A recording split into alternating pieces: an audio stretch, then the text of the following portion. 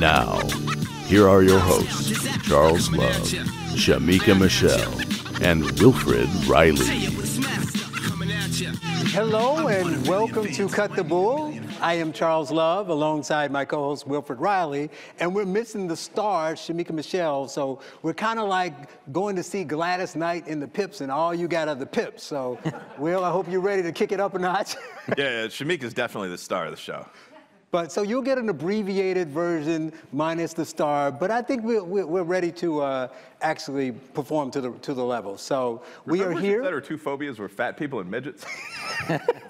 I'm sure she had a laundry list, but yeah, she has a special place for the overweight. And we are joined here by Paul Rossi, a very powerful and strong person who was willing to do the things we're talking about today, actually speak up and take action because of what he saw happening. Paul, welcome. Thank you. Thanks.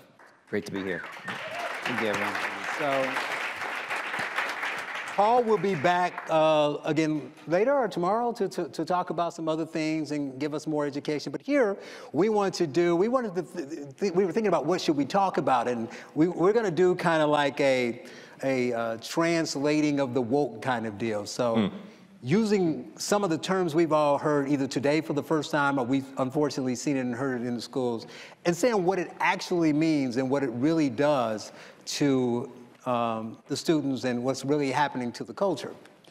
So obviously we lead with the term DEI, and I wanted to start by breaking out those three words: diversity, equity, and inclusion. And so talk about diversity. So when I hear diversity, I think most people, maybe not those in the rules, but I'm trying to target average people when they see this. They send some flyer home and you read it, it's like, well, diversity is not that bad. I like diversity. But I don't think they mean it in the way that it really is intended originally, or the way the parents think it means. So when they say diversity, I kind of think black, right? But that's not a bad thing, but they don't really mean all diversity. They don't mean diversity of thought, we know that, but they don't really mean we like, all groups to be represented. I think Will spoke earlier and he talked about, imagine if we used diversity enforcement everywhere, like the NBA. So talk about diversity and how, though it sounds good, how it's not really being used as a positive. Well, I think that what DEI, diversity, equity, and inclusion, means in practice generally is proportional representation across the races and the sexes, maybe the genders soon to come, but basically among well-off liberals. That's pretty much what you're talking about on a college campus. That's a lot of what you're talking about in a business environment. So, I mean, in reality, without going on too long about this, there are a bunch of different kinds of diversity. I mean, the most important sort of diversity is diversity of thought. What people, and I suppose from the name you guys probably agree, but how people feel about a range of different issues. In something like a college class at KSU, I'll often get everything from a socialist to someone from Nigeria who's a monarchist, who thinks we should have a king. And that is, even if all of those people are either black people or Appalachian whites, I mean, that's a pretty diverse environment, but that's generally not what it means. It's proportional representation is what equity means. And I like having you here, Paul, because you can talk about how it's actually being implemented. You were in the school, you saw it. So diversity. I mean, if you want to go, obviously I'm going to go next to equity and my thoughts on equity, but if you want to, weave that into, but what is actually happening? So you get the paper at home, diversity is good, but then in the classroom, the administrators, what are they doing? How is it in practice?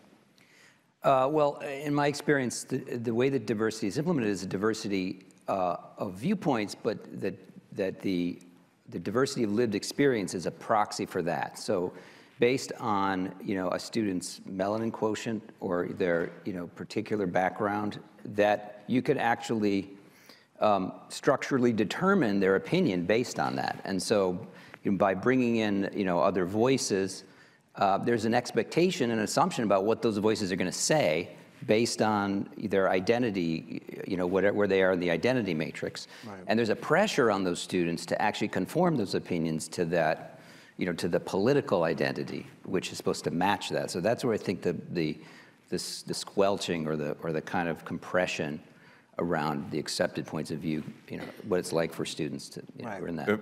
If I could jump in there for a quick second, I think that's where the idea of sort of being not really black comes from.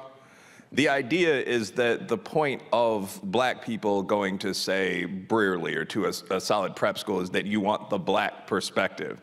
Right. And someone who is, a football player whose parents vote Republican sounds just like everybody else. He doesn't have the proper black perspective. So that's not a real black person. I will note, I have a law degree among a couple of others, and this actually comes out of a real world legal opinion. Technically, the justification for affirmative action isn't primarily, past abuse of, say, African Americans, because that wouldn't apply to many Latino immigrants, Southeast Asian immigrants, so on down the line. The primary justification for affirmative action is diversity, that it's very valuable for you to go to school with a bunch of people that look different. And the opinion, written almost entirely by upper middle class white justices, makes the sort of inherent assumption that these people will think differently from sort of the white mainstream. So you've got this idea that being racially black or Hispanic or whatever is supposed to go along with this idea of being politically black or Hispanic or whatever. And that's something that Nicole Hannah-Jones said pretty famously on Twitter recently. We all know that anyone can be racially black, but the important thing is being politically black. Right. And that last sentence for me, but that ties into some other concepts like being white adjacent. Right. Asians. I've been called in debates things like a black-white supremacist. So a lot of this is at Chappelle's show levels. Right. But it comes from a practical idea, which is that the justification for what would otherwise be an illegal policy is diversity of thought, and this is how the black people think. Right. And that's the problem with the whole my truth thing push that we have, right? Because it's obviously flawed on its face, but beyond that, if everyone has a truth and we all believe my truth accounts for something, how do you dictate whose truth is greater? One of the things that and I'm not really political, but one of the things I tweeted out that people got upset about is they were talking about policing. And black people giving their experience, probably some video, someone giving their experience, so this is what happened to me, I got pulled over for no reason and they pulled a gun on me.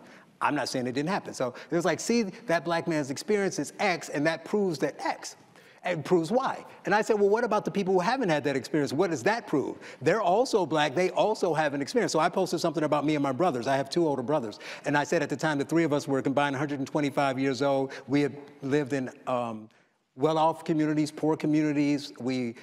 Some have a college degree, some don't, lived in the South, lived in the North, all these different things. And none of us have ever been accosted by the police. So does that truth count? And people are like, well, no, that's just your single, experience. You got lucky. We got lucky 3 times? It's baffling to me, but I think that it also goes to, I have a list of these other terms. I'm gonna jump ahead to one Beth Feely told me about. I was like, what else are you hearing? And she talked about empathy. They're pushing for empathy, and she sent me a couple links. And what I saw in it was, again, it sounds good, right? You want to be empathetic, you want to feel people's pain. But what it means, in my opinion, is it gives whites license. So you have the my truth. But if I'm a rich white liberal and I'm in a school with mostly white students, but I want to talk about the black experience, I don't have that lived experience. But through the framework of empathy, I can say, well, I've heard these stories from these individual blacks, and I have empathy for their situation, so I'm going to speak on their behalf since they're not here, and I'm going to take on this pain and the things that they've gone through and talk to you other white people about how we're the problem and how we need to fix it. So do you see any of that at the school you were at? Oh, yeah. It's a whole lot. That's a very interesting point. I'd say something. You didn't think about that, right? Yeah. One thing I think that having students be authentically their race, and this is something, both white and black. Like I have a way to be authentically white, apparently, which I involves doctors. Be a suppressor. Yeah.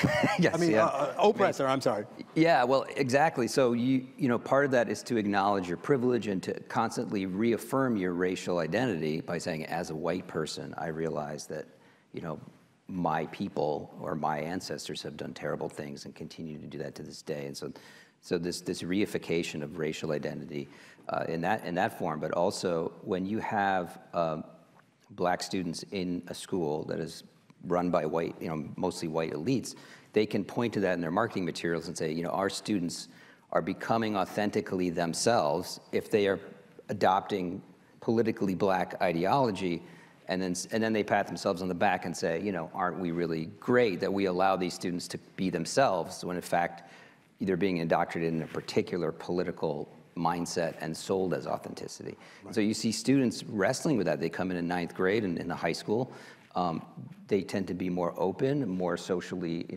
adaptable to people of all kinds. And then by the time they leave, many of them, have adopted a very suspicious, outlook and an antagonistic outlook, because that's, what they've been taught to believe is authentically Black. And that's my experience, what I've witnessed. I mean, I'm not sure, some people may disagree, but that's what I've seen. No, I believe so, but I think, I want to go to Will on this one. I think it piggybacks on something else. This talk of culturally relevant teaching and pedagogy. So that's another term that, you use the proper terminology, it sounds good. It's like, oh, you care about others' culture. But it doesn't mean that you care about the culture. What it means is Blacks have an ethnic and cultural way to learn. So we all want Blacks to do better at, say, math. So the only way we can do that is to teach it the way Blacks would get it. Because if we teach it the same way they teach other kids, then the white kids will excel. That's an example of white privilege. But the Blacks will struggle because we didn't teach it in the Black way. And I'm sure every Black person in the room did not learn math the Black way, because there isn't one. But they use that as that guide. So talk about that a bit, Will. Yeah, well, first, I mean, it's tough for me because I'm multiracial. So, like, I'm authentically white from the belt line up. I had to keep my kicks on and so on. It really is an interesting idea when you think about it. But I'd actually be harsher than you on some of this. I mean, in general, what I find empathy means is taking stupid ideas seriously. So, I mean, a lot of these things, like, it's fairly easy to measure how much, and this is something to keep in mind for those of you, many social scientists, some writers, but for those that aren't, it's easy to measure how much money members of different groups make, or how improving study time for Black kids does in terms of allowing them to compete with white and Asian kids, and in fact closes almost the entire gap. A guy named John Ibu found that out back in 1994. So these are things we can know. And a lot of empathy seems to consist of treating ideas that are published in papers or that come from things like 1619, kind of the same way you treat witch doctoring in an exotic foreign country. Like, that might sound wrong, but who am I to say? I'm not Black, I'm just a guy with a calculator. And I mean, I tend to believe the guy with the calculator on a lot of this. The idea of learning, so a lot of this stuff to me seems just like racism flipped. I mean, so the idea of different learning styles, if you actually read through this, like, and again, I may be off, I'll say this because I assume a lot of people watch this video, I may be off by a word or two on these quotes or these comments, but if you ever read a book on ethnic learning styles, it's just remarkably offensive if you're not a racist. I mean, the stereotype for Asians is quiet, submissive, perhaps mathematically talented, but they learn by rote repetition. They're less innovative than whites and the Black man. These are real comments. Harvard has been grading down Asian applicants for the past 10 or 12 years on variables that are literally things like leadership and gentlemanliness. None of this is an exaggeration, and this is the sort of stuff that was done to Jews in the 1920s. So, for example, Black people, what is it? We're supposed to be more passionate rather than rational. We're not that good at linear learning. We're better leaders than Asians, although only about on par with whites, but we're not that smart. I mean, this just seems like racism.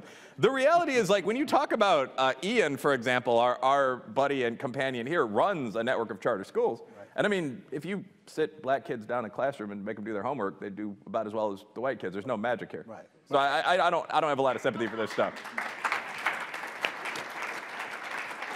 Surprised that got a round of applause. Yeah, look at that. So Paul, talk to us again from in the school. You're in the belly of the beast until you walked away sensibly. But I don't get, now we need to go switch from Black, I think. I think we need the white perspective. So since all you people are the same. What if he doesn't consider himself white? Right, so all you people are the same.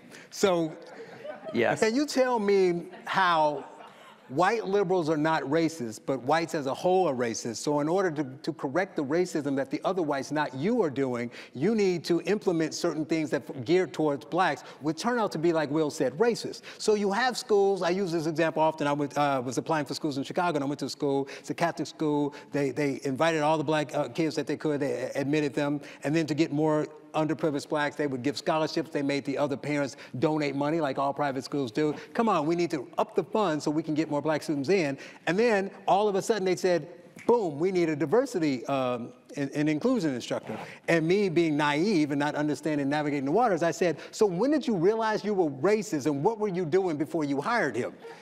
Because it seems like you were doing everything you could to get black students in here, and now all of a sudden you're paying a guy 150 grand to teach you that you're racist. So why do you think that they think, I know why they're doing it, the culture, but why do they think they're intelligent people? I'm not one to call them dumb, they're not. They're emotionally weak and intellectually lazy surface thinkers, but they're not dumb.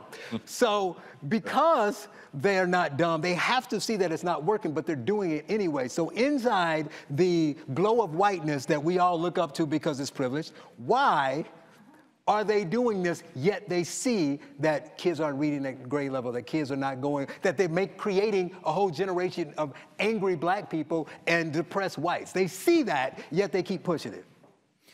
Well, it's the phenomenon of when you keep digging, you just keep digging. I mean, because there are two ways to take a failure. One way to take it is, well, we're doing the wrong thing, we need to switch tracks. The other way to take it is, oh, we need to double down. Double down. So doubling down, actually, because there are so many credentials and there's a whole gravy train involved in doubling down. Right? These are careers. There's a diversity industrial complex here. Yeah, that guy wouldn't have a job if they didn't. Right, and there's a network, a whole nexus of relationships and mentor-protege relationships and pulling people in.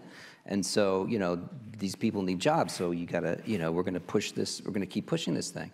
And it's in a way, it's easier to say, oh, we're not doing enough, than it is to say we're doing the wrong thing. Right.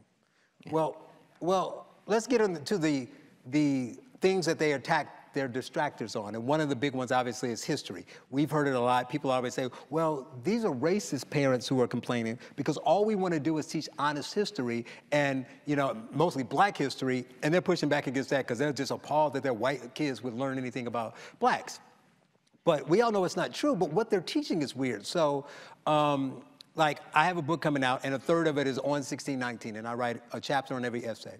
So, and why I think it's so much more dangerous than anything else some of the other speakers talked about, Bill did a great job of pointing out that you can do what you can against CRT, but they're just gonna say that's not it. But they're openly saying 1619's in the school, so they can't say that. So that's why it's good to attack that. But beyond that, it's dangerous because a lot of it is true. A lot of the ugly things they point out is true, so you can't really say it's not true. But they infer weird conclusions from it, and they leave stuff out. They lie by omission. So what I point out is, okay, if you want to teach it, that's fine, but somebody needs to fill in all the blanks that they leave there. So I don't know if anybody's read it. I think people need to read the whole thing. But they say things like, Beth mentioned the DNA being racist, silly stuff like that. But then they say stuff like, this is really bad and this happened. You say, that's true. And therefore, we need to tear the system down. Or they'll say that those things that happened during slavery, as an example, are still happening today, which makes no sense. But they say they want honest history, but none of the arguments that you hear at the school board meetings, when people leak things, they're not talking about black history at all, right? They're talking about gender, they're talking about capitalism, they're talking about all these other things, but nobody's mentioning anything about history, but the mainstream media still is able to go on TV and say, Don Lemon, with that sad, condescending look on his face saying, and all people want to do is teach history, and you white people don't want to teach it. Why is that? Why are they getting away with that? It's so obvious that because you're leaking things and you're coming out and speaking out against what's happening, and none of it has to do with history. So why are people falling for that?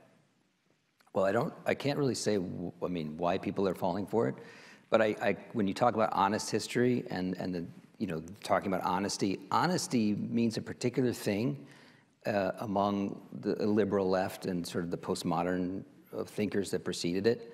So there's a famous critical theorist, his name is, I think, Paul Ricoeur, and he talks about the hermeneutics of suspicion, which is to actually suspect the worst of any grand narrative or any, totalizing, typically positive national narrative is one of the aspects of this. So when you're seeing the one-sided stories, for example, in the 1619 project, what's being omitted, the purpose of that is to say, well, since we're ripping the veil off of the lie, that's their version of honesty. Mm-hmm. Honesty doesn't mean a balanced view, like you say, including the omissions, and that's a particular politically motivated project to undermine the master narrative as they see it. So I think it's important to call that out.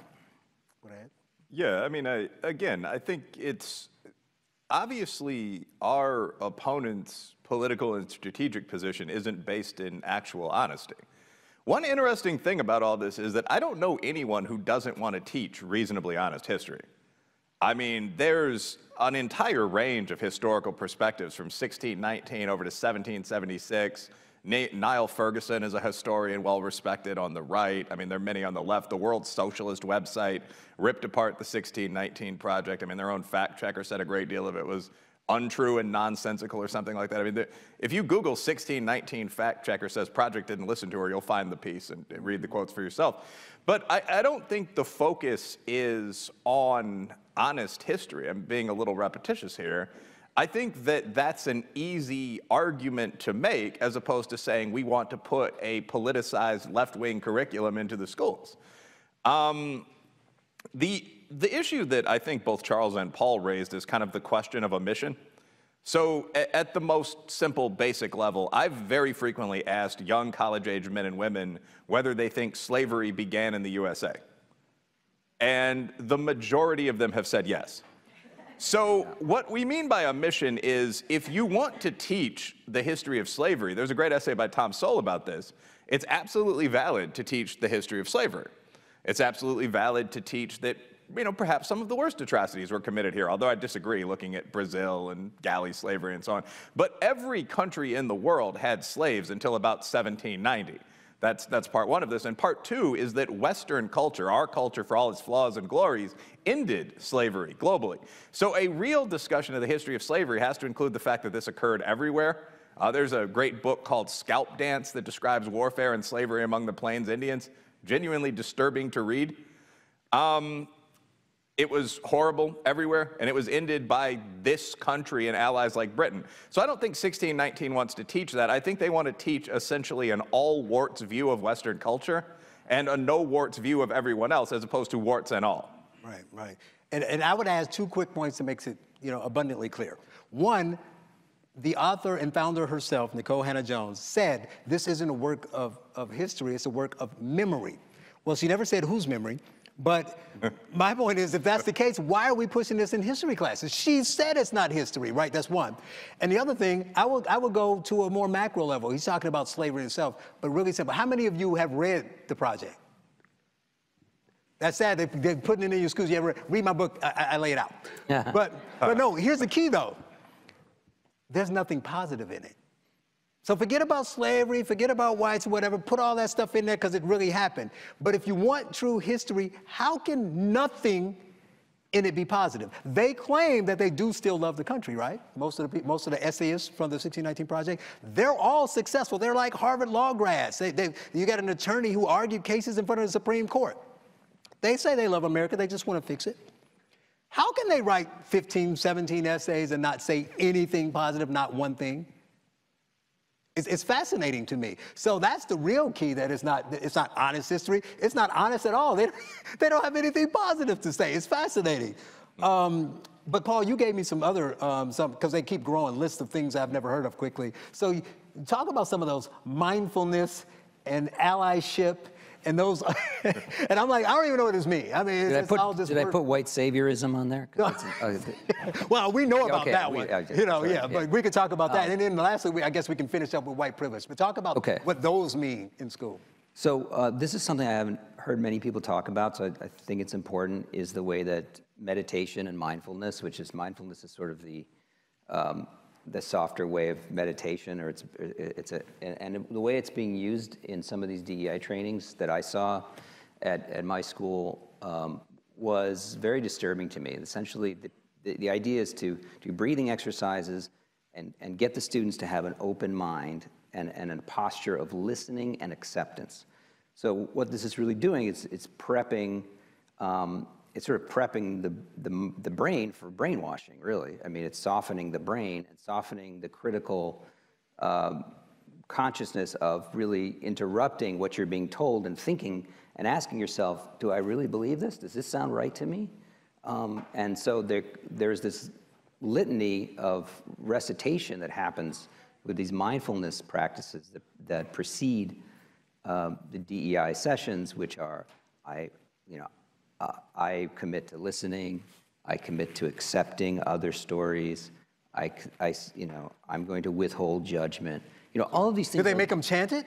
Well, yeah, So actually. coming from sort of that business sector, I don't want to interrupt yours, but this is something that really happens. Yeah, there are kids in prep school doing meditative exercises and then saying like, "I commit to listen to black people." And stuff. Absolutely. Oh, wow. And I have. I've got the goods So on it. basically, it's like they're dumping this toxic filth on them, but they feel like, which is bad enough, but they don't feel it's soaking in fast enough. So Right. they found the chemical that would make it soak in the mind faster. I would love to Yeah. go to a seminar where this is taking place, just with a phone. Yeah, no, it's fascinating, and you can attend. I mean, you can sign up for these things, and they do. I guess we didn't do this at Grace, but in other places they'll do land acknowledgements and certain types of identity. When you say as a white person, it really doesn't matter what you say after that. The whole point is to say, to embrace your racial identity in a submissive posture. And to literally, people will bow their heads, and then so they will, and then this ties into allyship. So being an ally, which is really it's a war metaphor, right? I mean, and it presumes that different races are literally different countries, and so to be an ally means to, lend your material advantages without any strategic, say, input to the use of the other country.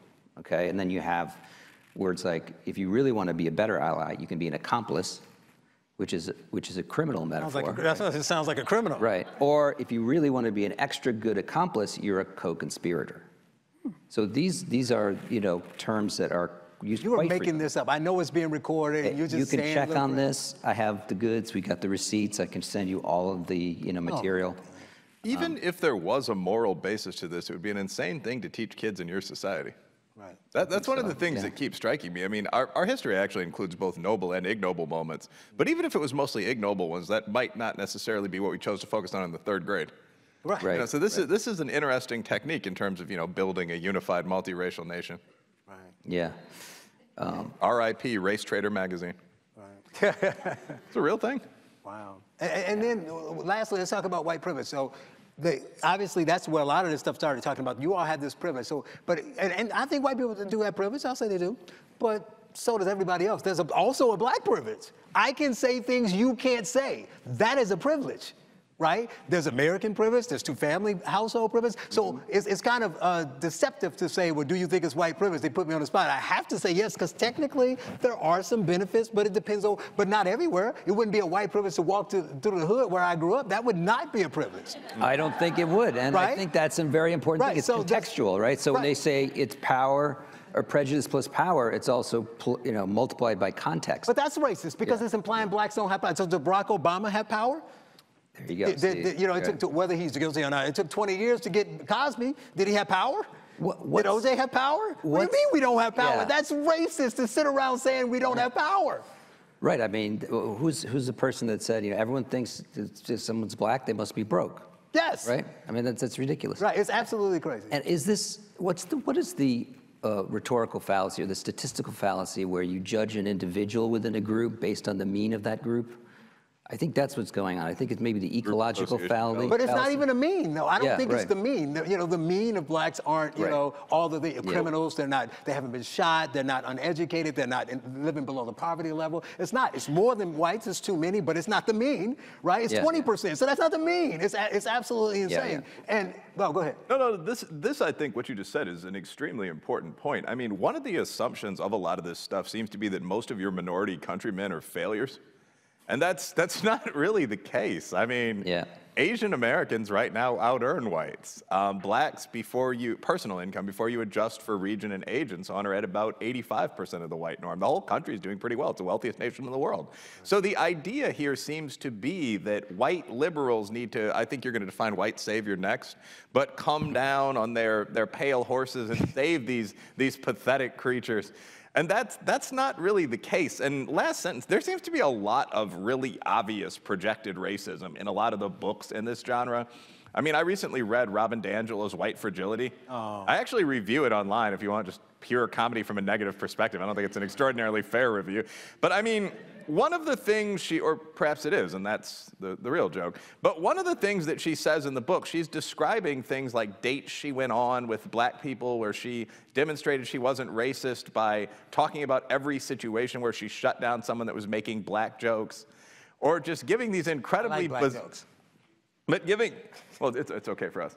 But no, but like, giving these incredibly bizarre scenarios, like we've all been there when everyone in a room full of your friends is saying racist things and you halfway agree. That might be a slight paraphrase. But I think the question for most white friends of mine would be, is that something that often happens? Do you often find yourself surrounded entirely by racists who you sort of agree with? If this keeps happening to you, you might consider the possibility that you are a bigot, or at least that your friends are. Right. So, I mean, you attract them. Yes, but I mean, so a lot of this seems to be people almost going through a psychotherapeutic kind of praxis in what they're saying. Right. Yeah, and that's pretty much the point. When you read through these books, you can very often see what the authors think about minorities. I mean, the country's 40% quote-unquote people of color, and most Indian Americans, Jewish Americans, depending how you classify them, black Americans, Cuban Americans, and so on, are doing fine, just like most white Americans. Most people don't spend all day sitting around obsessing about imaginary bigotry. They get up and go to work. Yeah, and the last thing about the white privilege is we've seen all this stuff, the teacher on TikTok, all these teachers going out bragging about the crazy stuff that they teach. But the problem is, not only do they have these negative views of blacks, they believe now that white privilege includes normal stuff. So like being on time, like Ian talked about the San Diego schools, how they were like, well, blacks can't show up on time and do their homework. So instead of forcing them to do it and having standards, let's just eliminate homework and let them come in whenever they want. How is that going to help any student who's failing, right? We're talking about race and we're talking about gender all the time and ignoring, I guess, the elephant in the room that we have, white kids too, but unfortunately, disproportionately black kids, too many of them dropping out. And then of those who graduate, they get a diploma. You have sufficiently reached the academic level you should, so here's the proof of that. And they can't read and do math to grade level. And we're ignoring that so we can focus on asking them about their gender and their sexual preferences. This is a dangerous thing, and we have to find a way to get normal people to understand it and speak up about it. So did you see a lot of that, lowering the standards or saying that blacks can't do normal stuff like walk in the park and go to a restaurant and all this stuff, and black people are like, what are you talking about? Yeah, I mean, I can tell you, I experienced pressure to do something with the black student that I would never, that would be unfair to do to any student, which is to promote them into an honors class when they weren't ready. Mm-hmm. You're setting people up to fail. You're not helping. I thought you said they were black, though. What's that? I thought you said it was a black student. It was a black student. So they were ready. So they were. The black makes them ready. They were ready. What do you mean? Right, exactly. So yeah, there's definitely what I think is actually most debilitating. I mean, what I think actually is this. Let me tell a story. So there was one meeting where, one after the other, the teachers were exhorting the white students to say, "What are you going to do for black liberation? What are you going to do for black liberation?" Okay, and these students, they're saying, yes, we shall do more. We want to do more. And then there was one student white student, who was like, "Listen, what do you want me to do? Like, what do you want me to do? You want me to go out into the streets? Like, just tell me. You guys know me. You know me. Like, I'm on your teams. Like, you know me. I'm a good person. What do I do?" And what does that message say to the black student? It says to the black student, we're going to make the agent of your oppression the agent of your liberation. You're going to look up, get your oppressor to do your work for you, and somehow they're the ones that you should look to liberate you. Why would you send that message? It's one of the worst messages I can imagine sending anyone. And at the same time, there's a black student who in the same meeting says, well, it's just a waste of my time. Right. And I don't blame him. Yeah. It's a waste of his time. Why is he even there? Because he's already free. That's the point that's missed by a lot of these narratives. Yeah. Right. Well, Paul Rossi, ladies and gentlemen, thank you. Thanks, Paul. Thank you, guys. Of course. And I will use my last 30 seconds to do a shameless plug. So cut the bull. You can get more of this honest conversation with myself, Shemeka Michelle, Will Riley once a week. you know, this is what we do. Between us, we have, 7 books. You know, all 3 of us have written the book. Shemeka, Keep It Naked. I've mentioned Will's too when I introduced him, so check those out. And we have some interesting conversations. You can find us on YouTube or just look it up on your podcast. We're everywhere. So thank you for, it's hard for me to turn myself over to myself, but thanks, Will, and thanks, Paul. Is Kenny in the room? Yeah, okay. All right. To say, God bless the US of A, land of the free and the home of the brave. God get all of the praise. I got a country to say, cause I'm Patriot J and I'm saving the day.